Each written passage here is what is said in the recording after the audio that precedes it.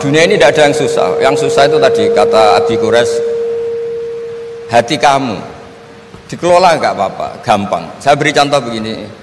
Ada seorang kiai Abi Quraisy itu khusyuk betul, nggak mau berkawan sama perempuan cantik. Katanya takut biologisnya kumat, takut sahabatnya kumat. Kalau berteman orang jelek kan nggak apa-apa, Gus, nggak minat. Apalagi orangnya merongos, kukulan banyak katanya. Terus tak ingetin, syahwat yang nggak pada tempatnya itu dosa, tapi ngenyek orang juga dosa, kata saya. Artinya dia menghindari perempuan cantik tapi dosa menghina. Itu juga ada orang yang nggak mau berteman orang kaya, takutnya tamak gini-gini, senengnya sama orang miskin. Ternyata apa? Diperbudak, disuruh mijetin, disuruh-suruh. Dosanya yang berbudak itu. Jadi intinya dalam semua lini kehidupan tuh ada problem fikih. Makanya kita harus pinter-pinter berteman orang kaya, semoga kayanya untuk kebaikan. Berteman orang miskin supaya kita tawadhu. Melihat alumni UGM yang sukses kita bangga. Yang bikin masalah kita istighfar, gitu aja, gampang kan urusannya. Artinya kiai juga sama. Kiai itu punya alumni yang jadi kiai, alhamdulillah. Yang enggak jadi kiai problem, dan kita istighfar semua di semua kehidupan kita.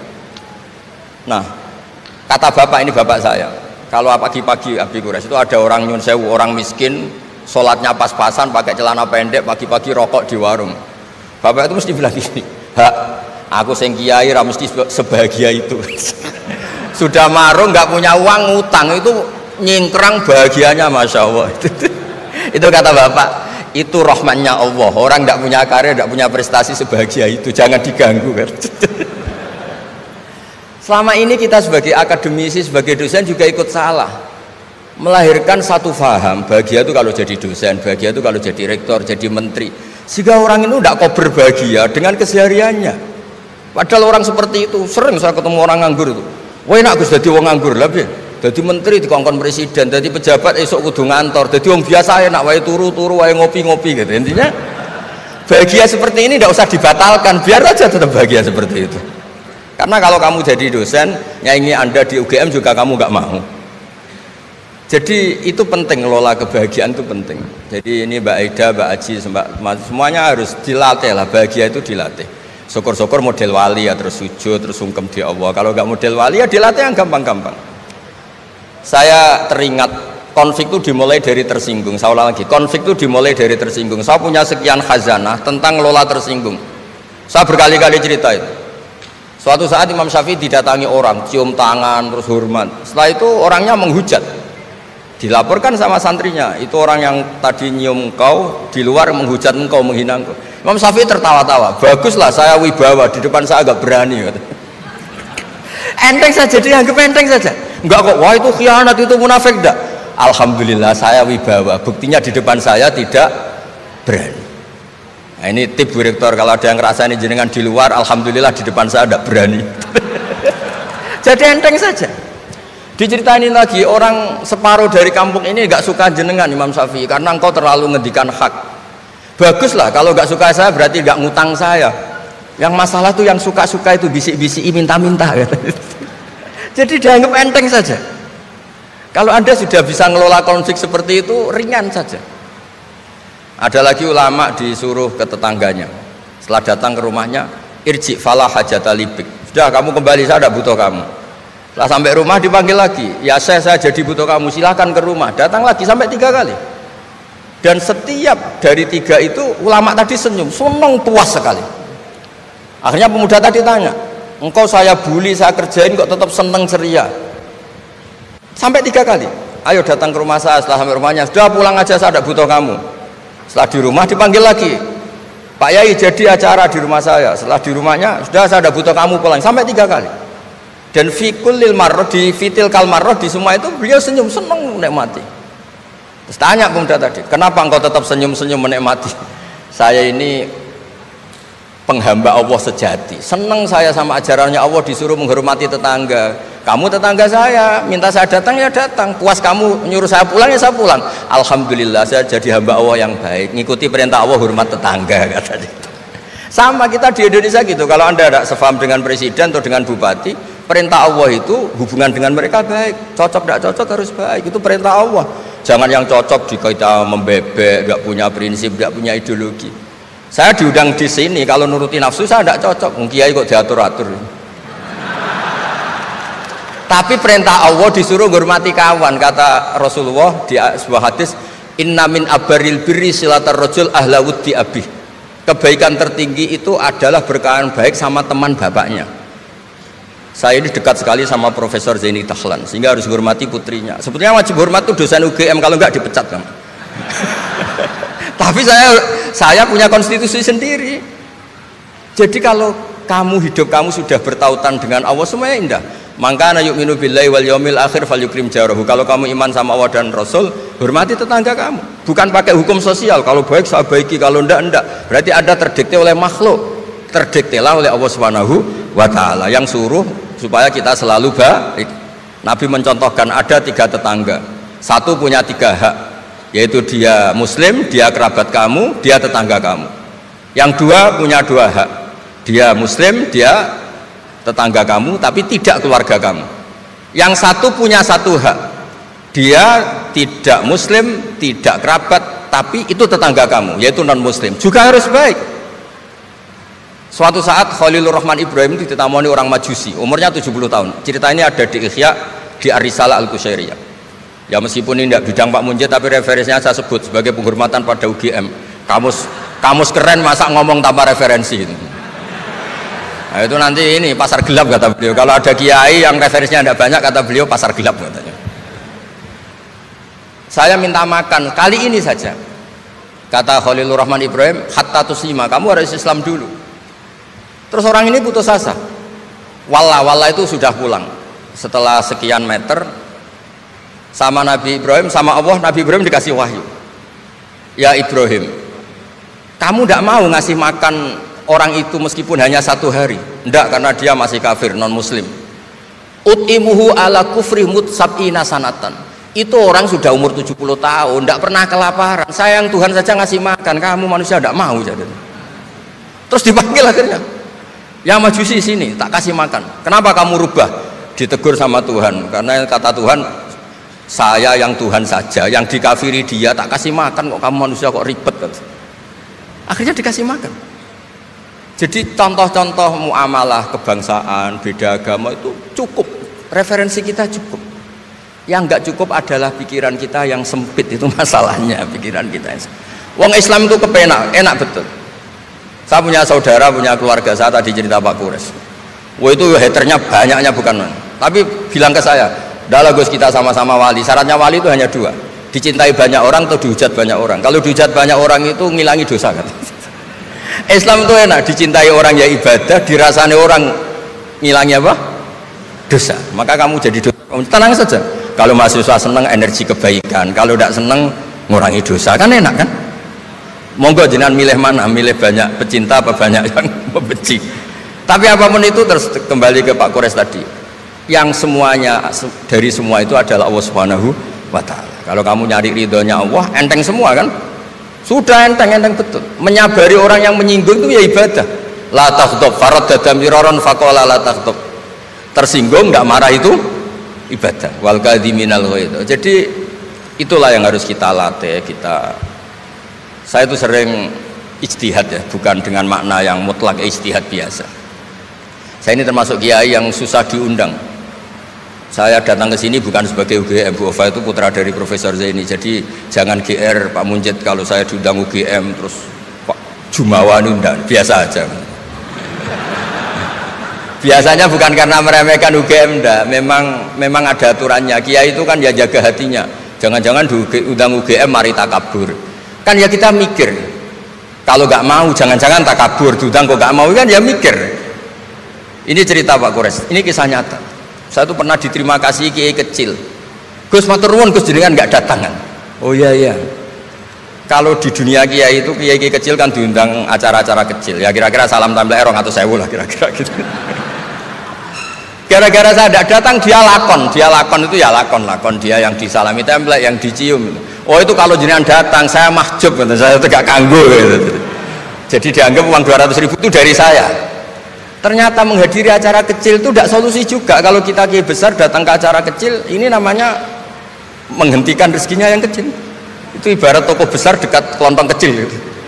Tapi kalau tidak datang, sombong betul setelah kiai besar diundang yang kecil nggak mau. Nah itu namanya istihad. Istihad itu satu pemikiran yang tadi yang diceritakan Mas Haji tadi. Mau tidak mau kita secara sosial itu berdebat.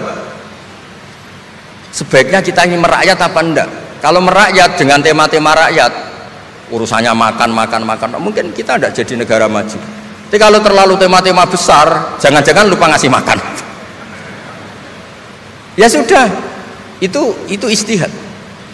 Ini yang terakhir saya cerita perbedaan pendapat. Dulu Al Haris Al Muhasibi itu pernah punya ide. Ini temannya Imam Ahmad, temannya Imam Syafi'i. Ya Imam Ahmad saya mau ngarang buku tentang menolak faham-faham Mu'tazilah, faham-faham yang nggak benar. Menurut Anda gimana? Jawabannya lucu. Jangan katanya. Kenapa? Sebelum Anda membantah mereka, meluruskan mereka, pasti Anda cerita argumentasi mereka. Ketika cerita argumentasi mereka, jangan-jangan mereka lebih tertarik argumentasinya Mu'tazilah daripada argumentasi Anda. Berarti Anda ikut menyebarkan kebid'ahan itu. Terus oh iya. Nah ini mohon maaf, ini mahasiswa UGM yang masih muda-muda ini.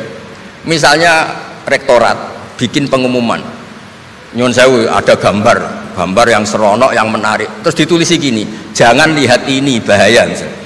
Orang lihat tulisan jangannya apa ngelihat gambarnya? Nah, tidak semua kebaikan disebarkan itu baik karena ini ada hitung-hitungannya. Saya sebagai ulama ahli sunnah misalnya, tahu madzhab Mu'tazilah, tahu madzhab yang lain-lain itu dari cerita ulama itu. Jangan-jangan ketika kita cerita bahaya NKRI misalnya, kita ini mencintai NKRI justru karena baca buku bahaya NKRI dalam ambang apa, setelah baca terus tahu ekstremis, tahu ini itu, malah benci NKRI, padahal kita ngarangnya demi persatuan NKRI, tapi kita tahu problemnya dari nulis. Nah itu hal-hal yang memang dalam istihad, dalam pemikiran itu, makanya saya hanya cerita yang ada di kitab karena ini keahlian yang memang saya diundang di sini, jadi saya profesional saja. Jadi di bab-bab seperti itu tuh memang kita pasti gampang berteman orang kecil, katanya merakyat, ternyata memperbudak. Enak kan Anda misalnya Pak Munjid berteman kampungnya di Kebumen, dosen UGM tinggal nyuruh minta mijitin. Kalau berteman rektor disuruh-suruh kan. Nah ternyata tidak merakyat, senang berteman orang bisa disuruh, gak siap berteman atasnya.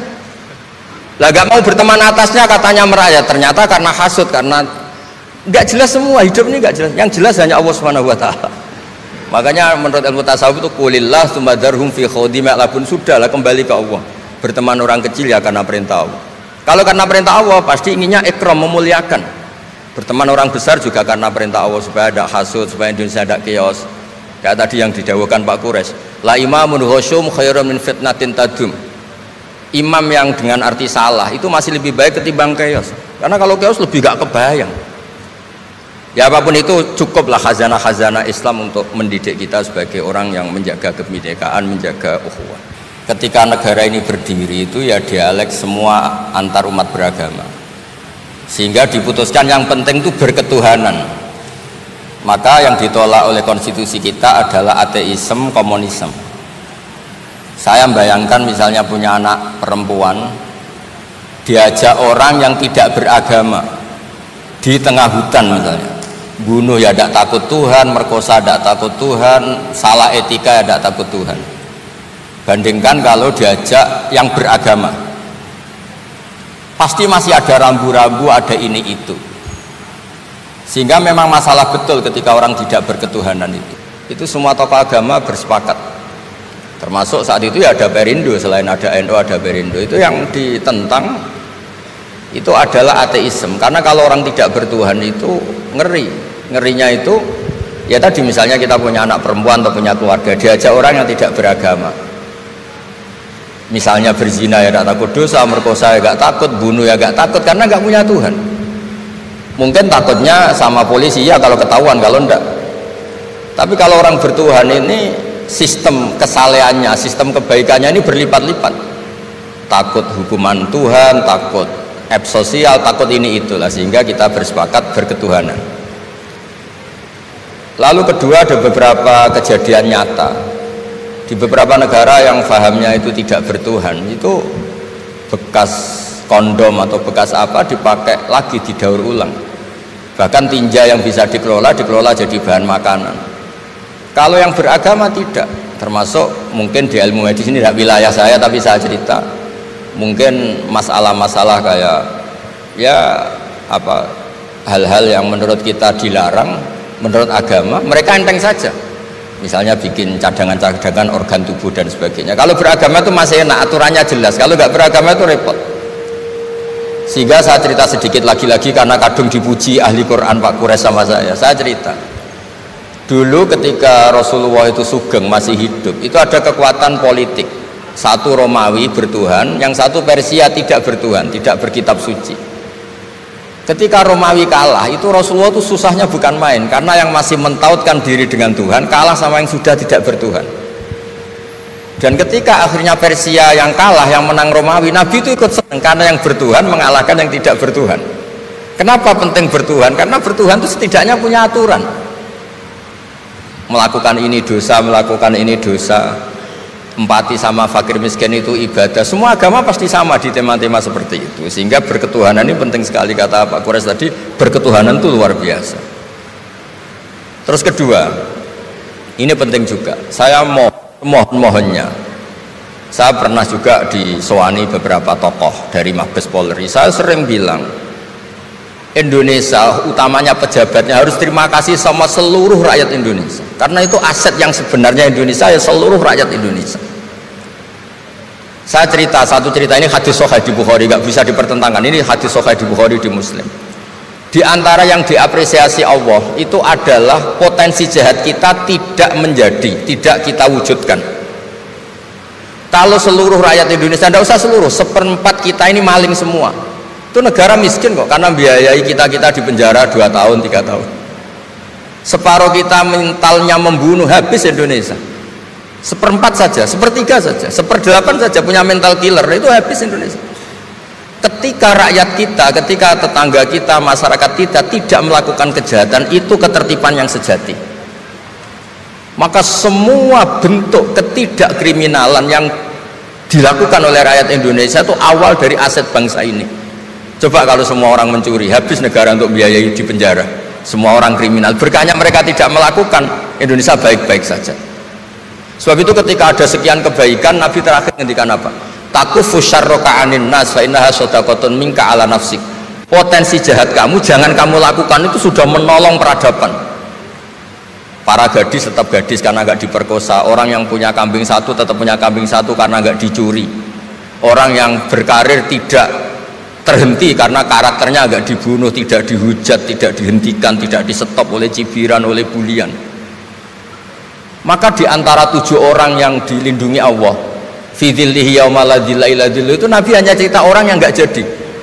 Di antara yang diceritakan Nabi dalam sebuah hadis, saya ini lelaki sejati, sangat mencintai sepupu saya, dan saya mau ngumpuli dia, tidak mau sampai saya kasih uang 100 dinar. Setelah saya kasih 100 dinar, saya ingin ngumpuli dia dengan cara salah tentu. Dia gak mau dan berpesan, la tafuddal khatam illa bihaqqi. Kamu jangan ngumpuli saya sebelum nikah. Singkat cerita, pemuda ini gak jadi melakukan hal yang nista, yang gak benar. Itu sama Allah dijadikan wali. Berkahnya gak jadi. Jadi kalau potensi kejahatan kita tidak menimpa orang lain, itu sudah luar biasa.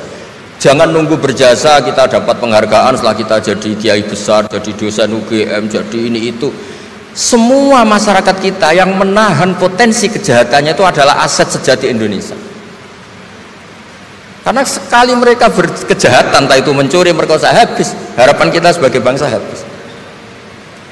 Tapi selama ini nunggu ngapresiasi itu yang bentuknya fi'lu, yang bentuknya mereka melakukan apa, sebetulnya enggak. Tidak melakukan kejahatan itu sudah bagian dari kebaikan yang luar biasa. Terus yang terakhir tadi yang pertanyaan pemimpin muslim dan non muslim.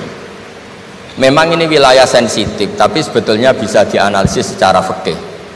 Ya saya ulang lagi, bisa dianalisis secara fikih Nusantara, fikih kebangsaan. Jangan dianalisis pakai fikih yang internal dalam Islam. Saya ulang lagi, jangan dianalisis menurut fikih yang di internal Islam. Kita beri contoh umum saja ya. Kita beri contoh umum saja. Dulu Pak Kures pernah mencontohkan kalau non muslim bisa jadi pilot beneran, padahal dia non, sama Pak Munjid yang kiai di UGM nggak bisa jadi pilot. Kira-kira milih mana? Tapi itu kan wilayah yang sensitif karena ini di Indonesia itu konteksnya bukan urusan pilot, urusan mewakili kebanyakan Indonesia itu Muslim dan demokrasi itu mencerminkan suara mayoritas. Tapi tidak mungkin juga membiarkan Muslim yang killer, yang pembunuh, yang dulu punya reputasi yang misalnya macam-macam. Jadi hal-hal seperti itu, kata Quran itu jangan berdiskusi sesuatu yang kalau menjadi jelas malah masalah, karena itu kan seperti pertanyaan gini, Gus saya punya kerabat di Jogja tapi pelit, sama orang lain dermawan, bagus mana? Kita kan nggak mungkin menganjurkan mutus hubungan keluarga, tapi tidak mungkin juga suruh ikut orang pelit. Anda membukan orang fikih, karena kalau yang nggak ahli fikih itu ya gampang saja jawab semaunya. Tapi kalau saya sebagai orang yang nekuni fikih itu bingung. Saya sering ditanya orang juga, Gus saya mau nyalon lurah, ya lurah atau bupati atau apa? Katanya nyuap itu haram, Gus. Setelah dipraktekkan nggak bayar, nggak bagi uang, ya nggak jadi betul. Yang menang yang bayar. Terus akhirnya fikihnya tak rubah. Nyuapku ya haram, medit ya haram, kata saya. Dimodifikasi sedikit, akhirnya alhamdulillah Gus bar sodakoh gitu. Ya menang akhirnya, berkahnya sodakohan. Karena kita sebagai pemimpin atas nama tidak nyuap ya jangan juga jadi orang kikir dong. Atas nama ada nyuap terus jadi orang kikir, repot kan. Tapi jangan juga bayar yang sampai merubah hukum dari orang yang nggak layak mimpin karena bayar menjadi pemimpin, ya jangan juga sampai gitu. Ya akhirnya saya bilang nyuap itu haram, medit juga haram. Alhamdulillah barokahnya kombinasi fikih ini. Ya nyuapnya tetap haram tapi rakyat tetap dapat uang gitu. Tapi nanti ketika Anda tidak layak jadi pemimpin itu juga haram karena menjabat sesuatu yang nggak wilayah Anda. Jadi seni-seni ngelola Muslim, non Muslim, dan itu tidak bisa dipukul rata. Karena itu wilayah-wilayah yang sensitif, yang butuh detail, yang butuh satu peristiwa spesifik. Saya pernah ditanya, Gus saya ini hidup di Amerika, kalau milih presiden kan sama-sama non-muslim, milih yang siapa? Ya jawab yang akhafu dororon, misalnya ada presiden Amerika yang sangat demokratis misalnya, dia membiarkan Islam berkembang, sama jenis non-muslim yang Islamfobia, tentu milih yang demokratis. Ada yang dosanya itu membunuh, yang satu dosanya korupsi, ya milih ya korupsi karena membunuh itu lebih ekstrim timbang korupsi misalnya. Itu ada di aturan fikih. Jika sama-sama pasti salah, milih yang akhafud dororen, yang madorotnya ada begitu apa besar. Coba kalau kita punya pemimpin yang hobinya itu bunuh, sama yang hobinya rakus harta misalnya, itu di fikih jelas dijelaskan milih yang rakus harta kalau bandingannya itu, karena pembunuhan itu lebih berat secara ukuran dosa. Tapi apapun itu, ini bukan pembenaran pada kesalahan, bukan, tapi memang ada aturannya. Apa kalau ada dua dororani, dua bahaya, urtukiba khafuma, kalau ada dua hal yang bahaya dipilih yang paling apa ringan. Kalau dalam konteksnya tadi, kalau kita membiarkan pemimpin yang nggak benar dipimpin orang nggak benar, tapi kalau memaksakan chaos misalnya, ya milih yang nggak chaos. Itu kan ada aturannya di fikih, karena Nabi menghindari al-harad. Al-harad itu chaos, pembunuhan massal, itu nggak boleh. Dan mayu adila dalik juga nggak boleh, yang bisa potensi begitu juga nggak boleh. Jadi saya mohon, di antara aturannya Quran itu latas alu anasya intu bedalakum tasukum, kamu jangan diskusi sesuatu yang kalau diperjelas malah kamu yang malu. Saya biasanya mencontohkan hal-hal yang ringan kayak suami istri. Misalnya Anda tanya sama Pak Munjid, istrinya tanya, Mas apa betul saya ini cinta pertama Anda, bukan alternatif terakhir?